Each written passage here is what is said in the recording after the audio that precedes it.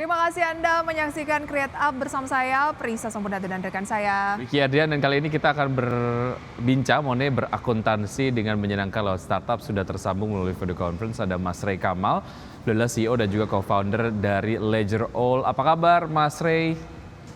Kabar baik, terima kasih Mas Vicky, terima kasih Prisa. Baik, thank you sudah It's good to be bergabung here. bersama kami di Create Up. Bicara mengenai praktek berakuntansi yang benar dalam operasional perusahaan ataupun mungkin skopnya UMKM ataupun SMI lah ya. Seberapa penting sih sebetulnya ini untuk dilakukan, Mas Ray? Ini jadi menurut saya ini sangat penting ya. Kenapa? Karena entrepreneurs itu sebaiknya bisa memberikan mengambil keputusan dengan lebih baik gitu. Kalau misalnya mereka berdasarkan data yang ada gitu. Nah, jadi laporan keuangan itu biasanya memberikan gambaran yang sangat jelas gitu untuk para entrepreneurs itu apa sih yang harus dilakukan gitu.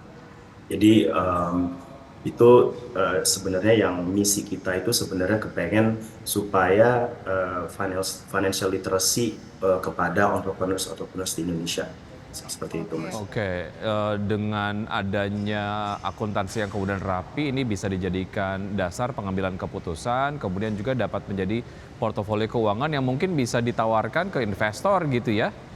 Betul, Mas. Betul. Oke. Jadi use case-nya sebenarnya kalau misalnya kita tergantung dengan tipe bisnisnya seperti apa gitu. Kalau misalnya kita memang bisnis konvensional seperti itu, mungkin mereka membutuhkan laporan keuangan itu untuk yang tadi seperti saya bilang mengambil keputusan sehari-hari gitu ya. Kalau misalnya untuk startup itu mereka harus banyak submit laporan keuangan itu kepada calon investornya mereka, karena calon investornya mereka juga pasti akan kepengen tahu gitu kan gimana sih how's the business going kayak gitu. Jadi terutama untuk startup pada saat-saat yang sekarang ini justru memiliki laporan keuangan untuk memberitahukan proyeksi mereka ke depannya itu seperti apa kepada investor sangat-sangat penting seperti itu. Oke, Ledger All berdiri kapan dan perkembangannya sejauh ini seperti apa, Mas Ray? Ya, jadi kita sudah berjalan dari tahun 2020 ya, dari semenjak COVID seperti itu.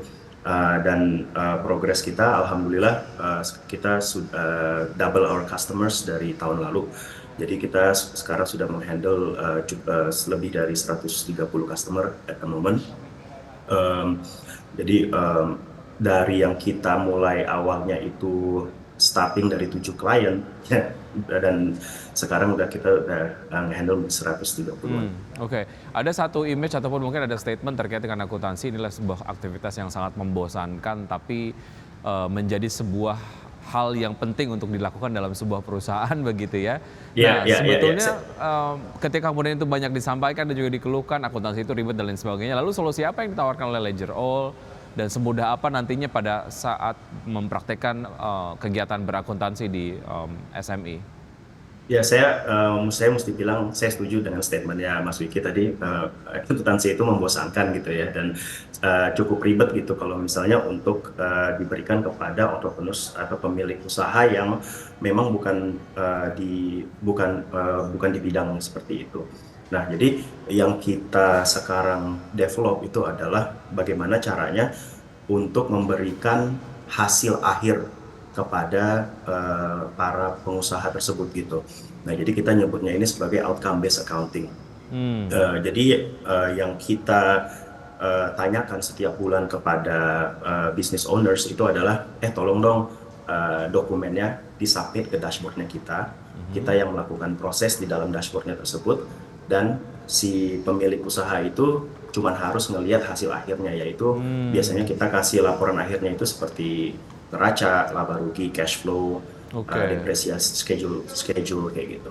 Jadi kita financial literacy-nya itu kita coba tekankan di hasil akhirnya pada saat laporan keuangan itu sudah jadi gitu. Jadi prosesnya nggak usah dipikirin deh gitu sama si.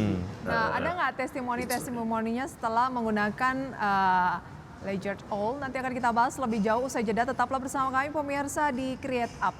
Terima kasih pemirsa, Anda masih menyaksikan Create Up dan kita masih bersama dengan Ledger All. Ini adalah bisa membuat accounting lebih mudah, lebih cepat, tidak takut lagi, tidak betul. ribet. Nggak ribet. Oke. Nah, teknologi yang digunakan itu teknologinya apa, Mas Rey, dan tingkat akurasinya seperti apa? Tadi kan Anda sampaikan bahwa untuk dokumen-dokumen seperti misalnya saya ngebayanginnya kayak receipt ataupun semacam apa ya? Tulisan tangan. Nota dan lain sebagainya itu kemudian diserahkan ke Ledger O, terus nanti diolah dan jadi output data akuntansi yang mudah untuk dipahami gitu ya. Tapi kan kalau ngomongin soal data yang diinput itu kan macam-macam, ada yang bentuknya pakai tulisan tangan juga ada yang bagus, ada yang tulisannya kayak tulisan tangan saya yang jelek Akurasinya banget seperti gitu apa ya. gitu ya? Ya akurasinya gimana dalam membaca data tersebut sehingga output akuntansinya betul-betul menggambarkan data yang diinput tadi. Baik.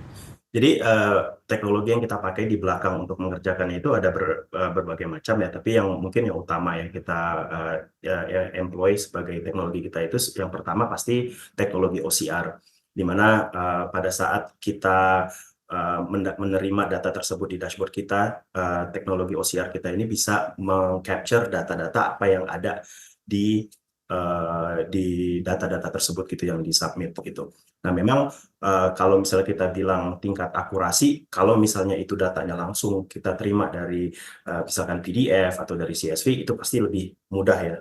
Tingkat akurasinya sangat tinggi, saya bisa bilang di atas 98% kayak gitu. Tapi kalau misalnya tulisan tangan, itu yang sekarang kita coba lagi work out tingkat akurasinya kayak gitu. Tapi kebetulan rata-rata klien yang kita handle itu mereka sudah tech savvy ya, jadi mereka pun melakukan bisnis sudah dengan most of the time mereka sudah melakukan dengan komputer. Oke, invoice-nya sudah dalam bentuk PDF lah ya gitu. Exactly. Ya mereka, jadi fun fact kita kebanyakan klien kita itu foundernya millennials dan Gen Z gitu. Jadi mereka udah jarang banget sih pakai tulisan. Baik, Mas Rey, model bisnisnya seperti apa? Kemudian testimoninya juga bagaimana? Ya, jadi model bisnis kita itu subscription base, kita charge setiap bulan, dan testimoninya kita selama ini cukup bagus ya, karena churn rate kita sangat-sangat rendah gitu, karena yang kita lihat value yang kita berikan kepada si business owners ini adalah clarity gitu. Jadi mereka bisa tahu, oh ini toh ternyata kenapa saya butuh financial statement. Sudah profit Mas Rey? Saat ini kita sedang managing burn, karena kita banyak develop teknologi di belakangnya itu. Oke, baik, pendanaan kalau nggak salah diperoleh tahun lalu ya, di awal tahun ya. Semoga memang dengan apa yang kemudian sudah didapatkan dan juga dilakukan, ekspansinya bisa membuahkan hasil dan juga profitabilitasnya segera kemudian dicapai. Mas Rey, terima kasih sudah bergabung bersama kami. Sukses untuk Anda, sampai jumpa. Terima kasih banyak Vicky, terima kasih banyak Lisa. Thank you. Dan pemirsa, sebelum kami update kembali posisi dari indeks harga saham gabungan pukul 9:27 menit, di mana IHSG saat ini tampaknya masih bergerak di teritori positif.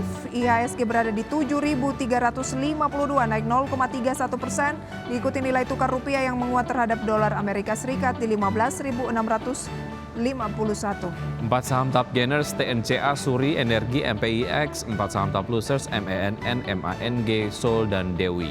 Dan data selengkapnya bisa Anda saksikan pemirsa ya di layar RTI. Goto, Buka, Arto yang kemarin menguat untuk Goto dan Arto saat ini tertekan.